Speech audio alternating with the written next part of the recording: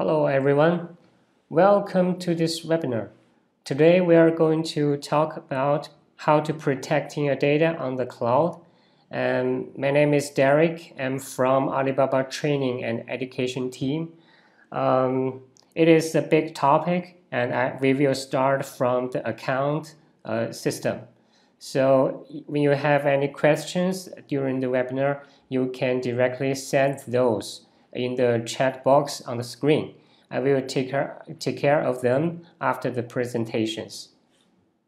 And you can also see the playbacks of this webinar maybe tomorrow. Then you can have some informations on the detail, or you can help you to try that. Okay, let's get started. There is 4 steps in this webinar. The first, we will talk about the information security and management for the enterprise migration to the cloud.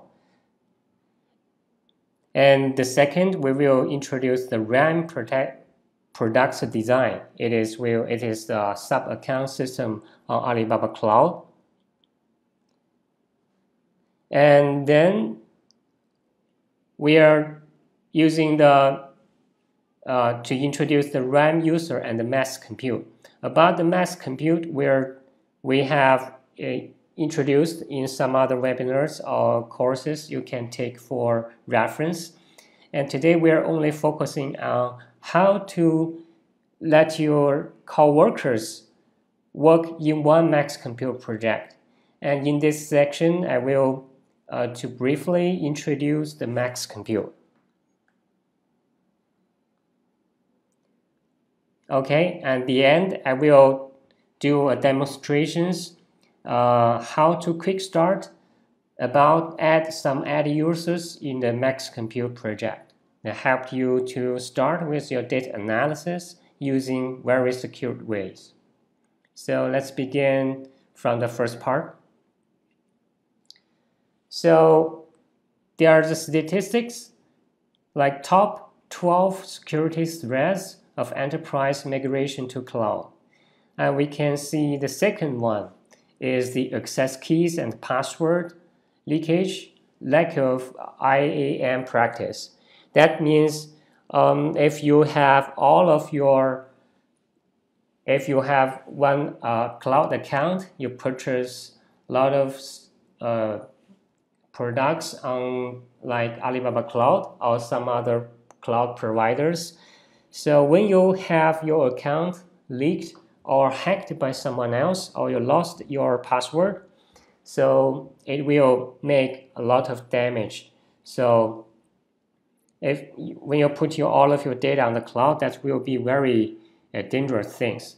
So what we are going to do is use, here is the Alibaba account system. Each cloud account is a big account. You actually introduce everything in your account, and when you purchase your RDS and some other products, that's OS, and if you lost one account, you lost everything. So each account, it is the owner of all of the resource on the cloud, and it is the unit of monitoring and billing. So the account owner is actually the permissions administrator. So you can consider each cloud account as a tenant, 1 and 2. So this is so when you go into using your cloud account, it has several ways to verify your identity. The first thing is the password.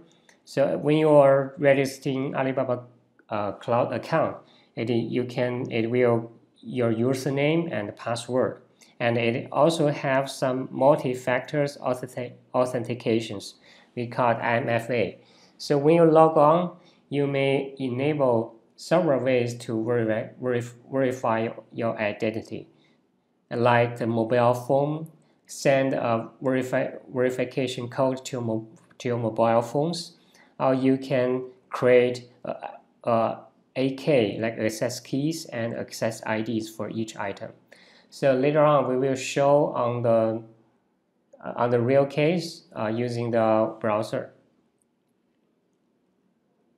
So when you have your product purchase and migrate all of your applications on the cloud and extract all of your data on the cloud. So the next thing is you are building your applications. So who will visit those resources on the cloud? The first one is your employees. You have those are the users, and you also have your different applications to use the resources on the cloud, or some mobile apps to visit it. If you're building app applications, mobile applications are built on cloud. So, and any other Alibaba Cloud service may visit some resources in the other products. Like the ECS. ECS is actually one virtual machine on the cloud. It will visit some other data like MySQL database online. Alibaba Cloud is called RDS, and some other data in like unstructured data stored on OSS. So object storage service and some other NoSQL database, and also container. So you can see the Alibaba Cloud services may be also a customer. So here comes the questions: how to centralize, manage the identities and access permissions of the user of the tenants. So we got one solution is our RAM product. So RAM is actually means resource access management. So we have users, different users we assign is the RAM sub-account. You define some authorization policies and to visit corresponding products. So here is the RAM core features used for centralized user management and centralized permission management, a unified access control, and the centralized user audit. And it will charge for each sub-account. And here is some scenarios for how to use the RAM sub-account and how to define the policies. The scenario is we store some unstructured data like some log data or some CSV data on OSS, and then some user want to download data on OSS. So we must it's the internet work with MFA log authentications. So what we're doing is to use the ACL to, like one word, grant what operation on what object to what users. So here's actually the grammars, the configuration file you actually write. First, the version and the effect is we allow or deny someone to do something. The action is that we're going to visit OSS and to get some data. And the resource is some private bucket. Bucket you can easily consider it as directories on the web. You can store some data into each separated directories for you to recognize. So here is one directory called private buckets. So the MFA in those sub-accounts. And here is implementations for RAM users authentications. Here is the users from your applications go from the internet and to visit your cloud service. And it will go through console or some APIs. and we'll check your permissions. Your request is from request, user, and the resource, some three components, and then you will define the corresponding policies and will visit some cloud resources. So here is actually the RAM products design. To summarize that, RAM is just a sub-account. You may consider on Linux system, we have a user like root. Root is the most powerful users or roles in the Linux system. It can nearly do anything it wants, but you don't want to root permissions to assign to anyone in your companies. So you will create some sub account to assign corresponding permissions. So that is RAM user. So you can simply to compare with the Linux account system to our cloud account and the RAM account. So to summarize, the cloud account is like root in Linux system, and the RAM account like some sub-users you create by root. So, and we will see some how to use the RAM sub-account management into the MaxCompute. MaxCompute is actually, like just as said in the beginning, is an offline data processing engine on Alibaba Cloud. It used to process some all of the data. It's most important components on Alibaba Cloud. We have most of our business processed over MaxCompute. And in MaxCompute, we can use the cloud account to do anything like create a project, create some tables, and create a Python script or SQL statement to analyze, to process some data.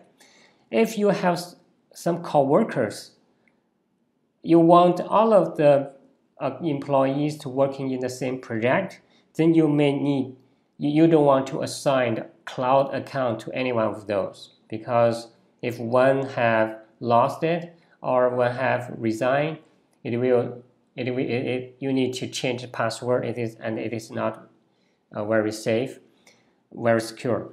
And what you will going to do is using the sub account, using RAM to assign that.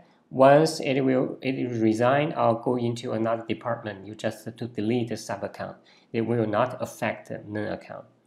So I will firstly using the. So the first you will go into some consoles. Later on, I will have another demonstrations. I just give you to another. You can directly to go into the products and the big data analytics. Here is the MaxCompute. You can take more information from this, navigate to this web page. And here is a document and some scenarios and the quick start. You can get started. You can also find some other resources in the webinar. I did a MaxCompute introduction before, so you can find the resource before that. So let's see how we do the presentation, the demonstrations, add some RAM users to MaxCompute project.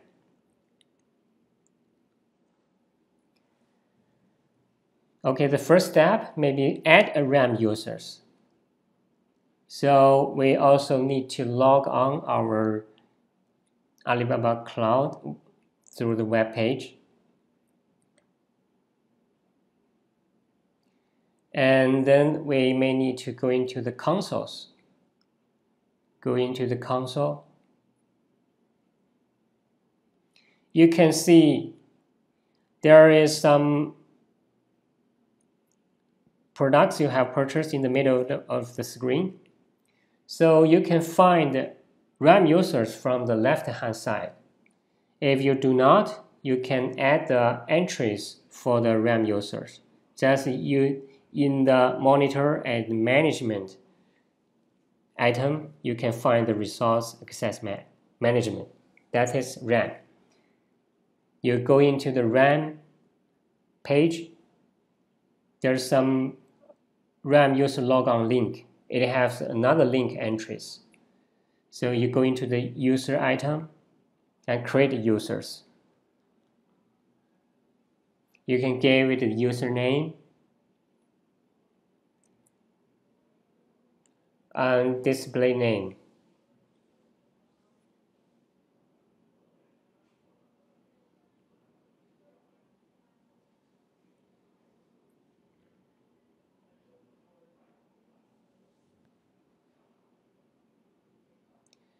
So it have generated access keys. So you may need to download those access keys because it will not show. You will not find the informations when you after you create it. So make sure you are downloading the file because it's not for the human beings. It's just for the applications to use. You don't need to remember that, and it is not suggested. So we have access keys and access ID and keys. So here we are successfully creating the RAM users. Then we go through some other, like the authorizations, some privilege of the sub-account. So here is some basic informations and web console logon. So we may need to enable the web console logon management in the second item of the page. Enable console logons. So it needs a password.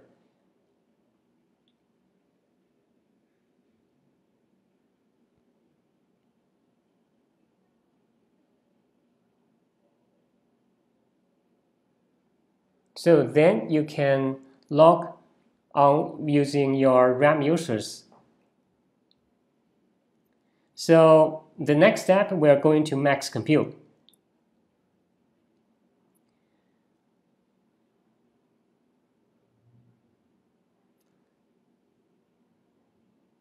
Here is the MaxCompute web page. We can see some project listing here.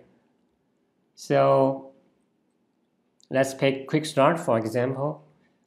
Here is some basic configurations informations. And we can directly go into the Quick Start project in MaxCompute. The project is a basic unit in MaxCompute. It's just like the database in a relational database, like Oracle and MySQL. When you want to use, you may first need to create a database and then create some tables. And in MaxCompute, we call it project. In MaxCompute, we go into the project management item and go into the project member manage. So we can see there is already some users listing here. And we might want to add some users. We don't see the users we have just created, so we want to just double check. So we already have the users. We refresh that. And we go back to MaxCompute. So it may need some time to synchronize the data informations. So we just log on to project member manage and add members to refresh.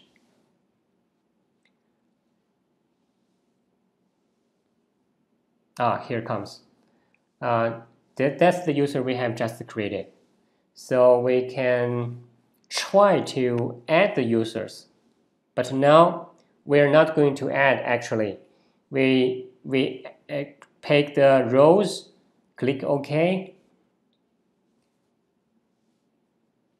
We may choose another rows to assign the corresponding permissions. So we have already seen the users. And then we are going to remove the user. We just try to process. Okay, let's remove the user we just added. So now we are not adding the RAM users to our account. So let's open another browser using the sub account to log on. So this is the RAM user logon page. So we go into so this is the RAM user page. We use the RAM user name.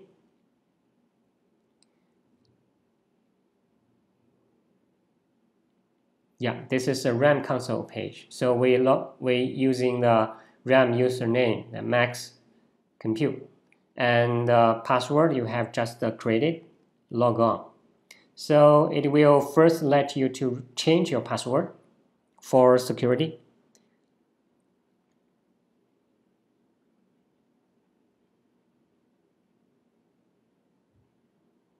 Okay, can confirm reset. So then this page is a RAM user page. It's a sub account. So we go into the MaxCompute.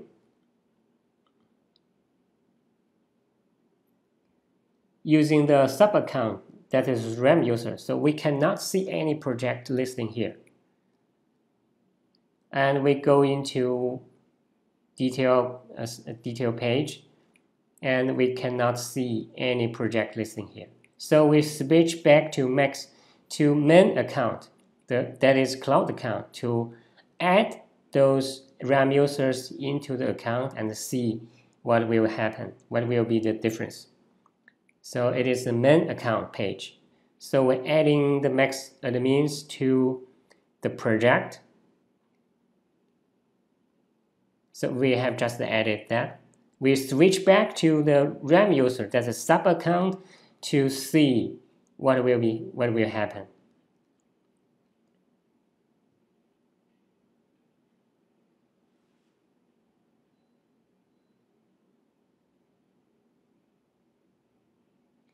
So you can just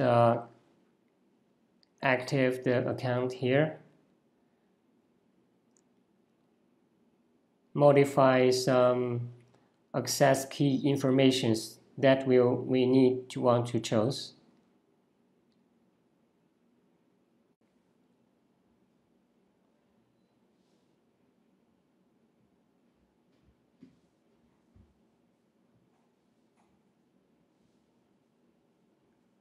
Okay, here's a quick start. Here is the project. We have just assigned the RAM users into it, so we can directly see that. And we were trying to import some data using the wizard mode. We can see the data source, and we can import the data from the OSS, some log data, and here is the file name. So we want to preview. If you can see the actual data, that means your RAM account is you have successfully added your RAM account.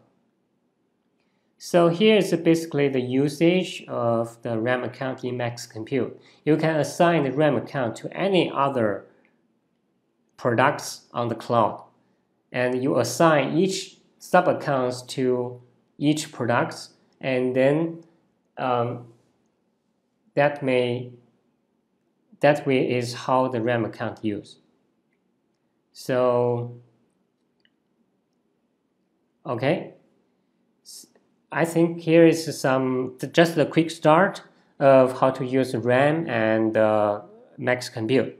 So if you have any questions, please, it's welcome to answer in this period. I will try to answer that.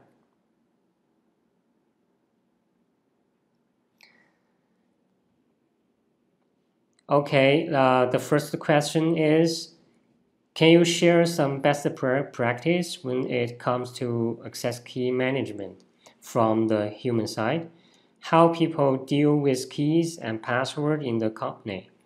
So there you can see there are several account system in like I just introduced. You may let's to give it a summarize. The first is the big one. It is the cloud account. So for each enterprise, you may have one cloud account. Then you may need to create some sub account like the RAM users. RAM user is a sub account, and for each RAM users, you may need to create the maximum two access keys.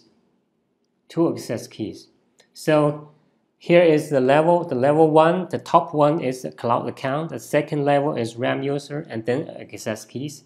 And for you to access key management, I think you may need when you're at your applications, or it will need you to input the access ID and access keys. And after that, you may just delete all of the access ID and access keys to that.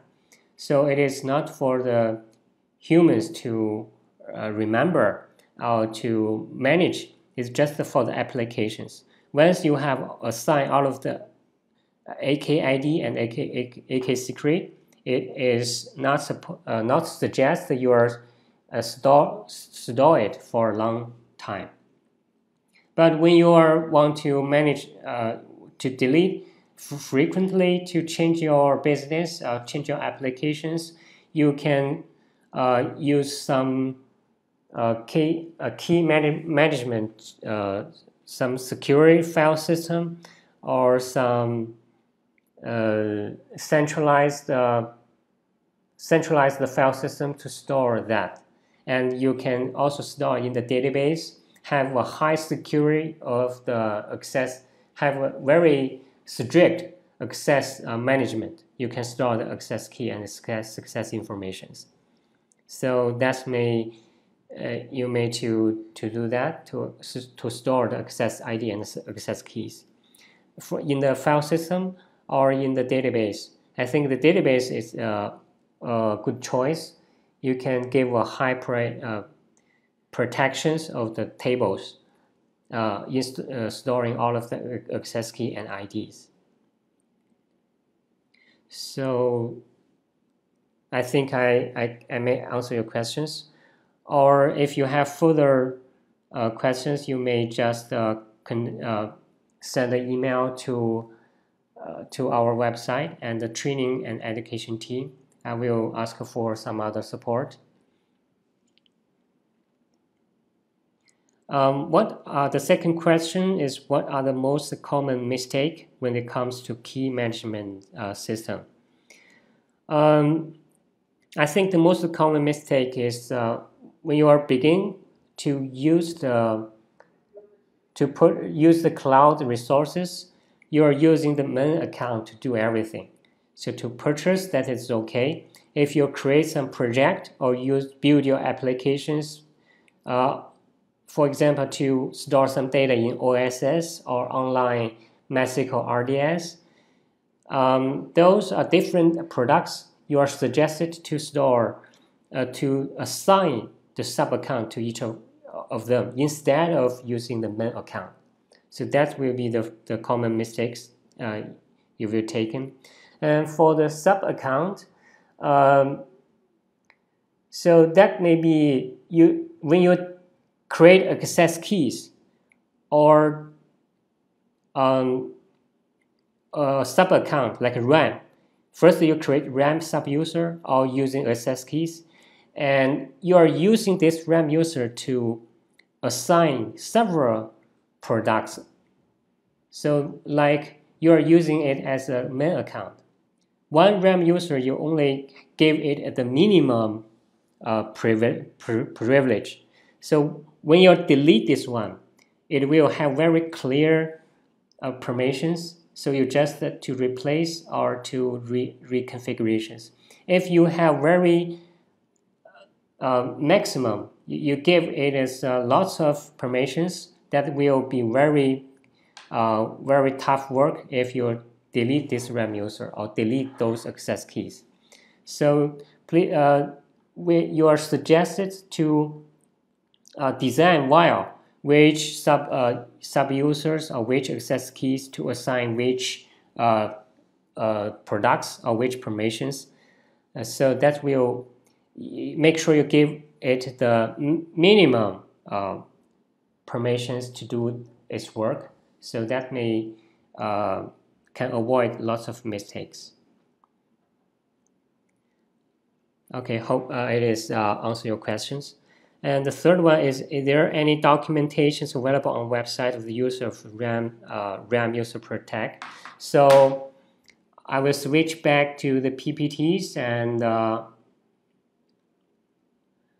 you can go to the Alibaba Cloud.com and help.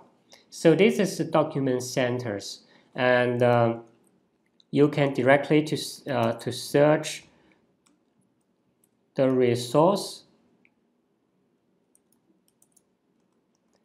Here is the resource access management, and there's some quick start of the user guide. It will have more information than what I have talking today. So it have best practice, have FAQs. You can find a lot of information on that.